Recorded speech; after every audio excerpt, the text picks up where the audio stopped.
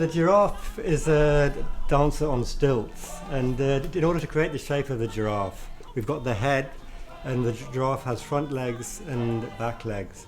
And the dancer's taught to walk across the stage, and the whole silhouette is that of a giraffe. When I first started working with Lion King, I wondered why they didn't have eyes.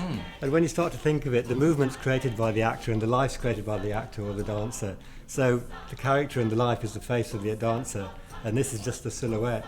How many creatures do you have altogether in the show? Possibly there's up to about 200. We're talking about from ants and little mice up to the very big puppets in the show. So there's lots of little elements, and it's hard to put a number to it, but I'd say we're somewhere near to 150 to 200 like that.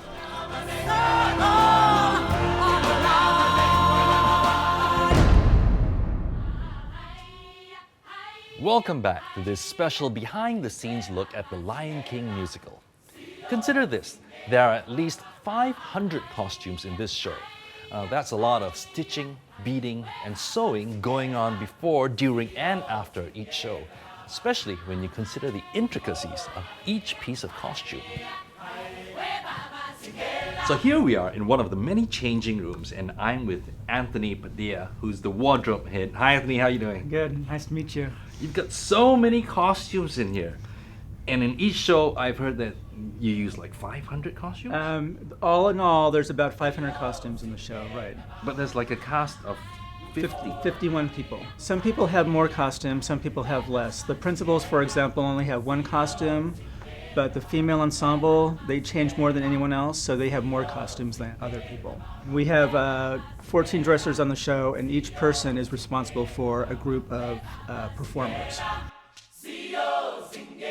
My job is to maintain. A lot of these came from Australia, and I'm from the United States, so I've done the tour there for 7.5 years. Right. So those costumes come from New York, but these come from Australia. Are these exactly the same costumes? Exactly the same costumes. These items here, this is our jungle scene, and a lot of these are silk and pleated materials and stuff, and you can't wash these. This is the ground row, and this is honestly one of my favorite costumes. I love the movement that the dancers have in it, and it's very form-fitting. It's a unitard, and then these pieces here, which are grass blades, go to one side of the actor. So they become grass when they're laying on the ground.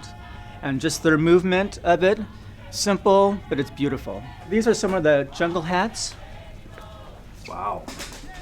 That's a hat. Yes. So there's supposed to be vegetation also, and the inspiration comes from tribes in Africa. Look forward to seeing the costumes on stage. Thank you.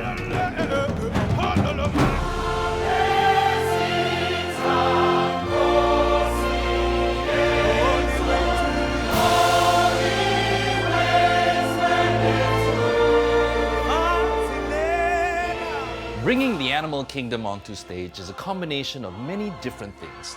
The wardrobe, the masks, the actors themselves, and of course, makeup.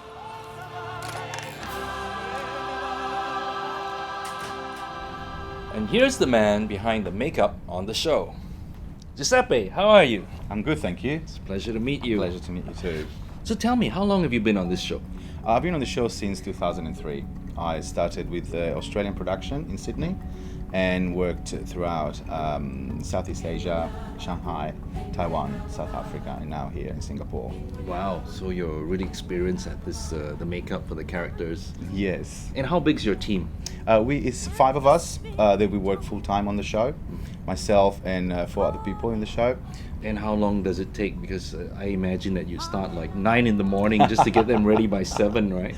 No, we are pretty fast. We rehearse a lot so that we can make everyone up just an hour before the show, actually. Each character takes probably between 30 and 40 minutes to be made up, makeup and wig. So Giuseppe, tell us a little bit about the original creator, the designer of the makeup for the cast. The makeup and wig designer of The Lion King is Michael Ward, which designed the character makeup and the wigs that you can see today on the show. Being an African show, So the Lion King has a strong African flavor to it. We're recreating the savannah, we're recreating the animal kingdom of South Africa. So a lot of inspiration of the makeup comes from the African tribes. The design of the wigs, the design of the tribal painting that we use comes from the Maasai tribe in South Africa, from warriors to converts to farmers. So it's a variety of inspiration that comes from the African tribes. Tell me a little bit about the difference between the makeup that you do for the Lion King as compared to regular makeup, for example. One of the beautiful aspects of working on the Lion King as a makeup artist and hairstylist as I am, I jump from full glamour makeup to articulate and complicated character makeup. For a makeup artist, this is the dream job. It's never the same. We work on a live show. Every night is a different night. Everything can happen. To work on a live show, you breathe the adrenaline of the performer. And as backstage people, as we are technicians, we breathe that energy. And that's what keeps me going every night. The Lion King has played all around the world. So what can we really expect from this musical stage right here in Singapore? For the Singapore audience, as I said before about that, we brought this eclectic mix of people from all over the world together for it. We've also tweaked little pieces here and there that to make them more regional, more applicable. So, for example, we've taken a few lines and changed the intention of them or changed how we deliver them so that the audience might find a local humor in some of the characters and be able to identify with them easier. What we've done with this company is it's such an international mix of talent, unlike any other production, that much like Singapore itself, it's going to have a very international feeling to it. And I think when the audience members come and see such a span of talent on that stage, they're going to be really wowed. Can you give us just one example of how it might be personalized to Singapore, right?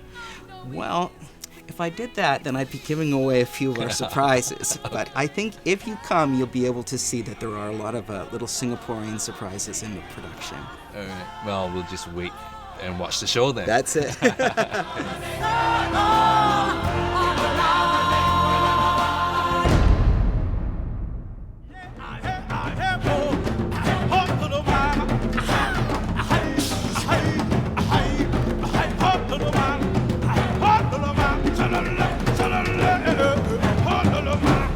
For the actors behind The Lion King, rehearsals are a daily routine. Hours are spent every day in preparation for the show. It's very hard work.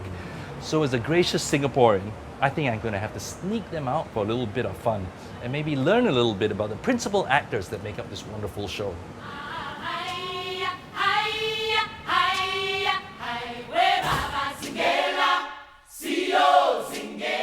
Working on an award-winning musical is really no easy feat. For the actors, it's continuous rehearsals just to get the perfect performance every night, live in front of an audience. Their unrelenting schedules mean that they hardly have time to even enjoy the sights of Singapore.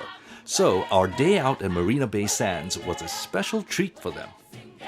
Apart from the hard work, being far away from their home and families is also extremely difficult for them, as I find out later.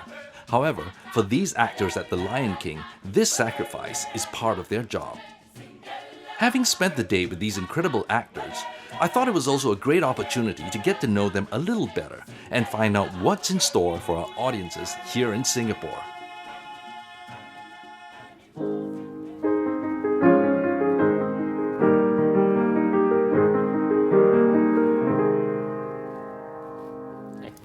Not too shabby. Just one of the many talents of Jonathan, who plays Simba in The Lion King. So Jonathan, tell me about your personal journey with Lion King. I started the show when I was 17 years old. I joined in the ensemble, and one of my main parts in that was I started out as the back of the rhino. And then as the years went on, I graduated into different parts to be where I am now. My second year in the show, I was a swing. So that's pretty much the understudy to the ensemble. And in doing that, I had to know and be ready to go on at a moment's notice for about 10 singer males. So that was quite challenging. As the years went on, I added other understudy parts of Ed and Banzai, the two male hyenas, and of course Simba. And I've been understudying Simba for about 6-7 years. And last year I was fortunate enough to be offered the part here in Singapore, and here I am. What's great about The Lion King is the story is so apt. For years and years, it's very apt, and it's such a beautiful story, and everybody in the cast is so great. We come to be a family. Tell me about the pre-show preparation. Well, before every show, we all come together and we have a vocal and physical warm-up, because it's very important to keep the muscles warm so that it stops injury, not just on your physical body, but with your voice. You can get sore throats, you can lose your voice, so it's very important to keep those all sorted out.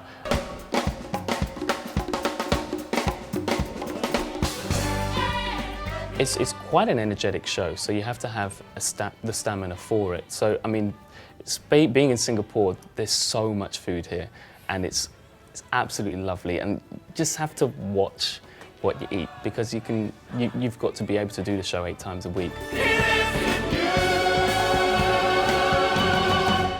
For the actors, singing on stage and the physicality of dance is part and parcel of their performance, but add one more element in, the gadgetry of the puppets, and it truly gets complicated. Let's go speak to someone who has to operate the gadgetry, sing, act evil, and make it all seem effortless, all at the same time. Yes, our teeth and ambitions are bad. Be prepared.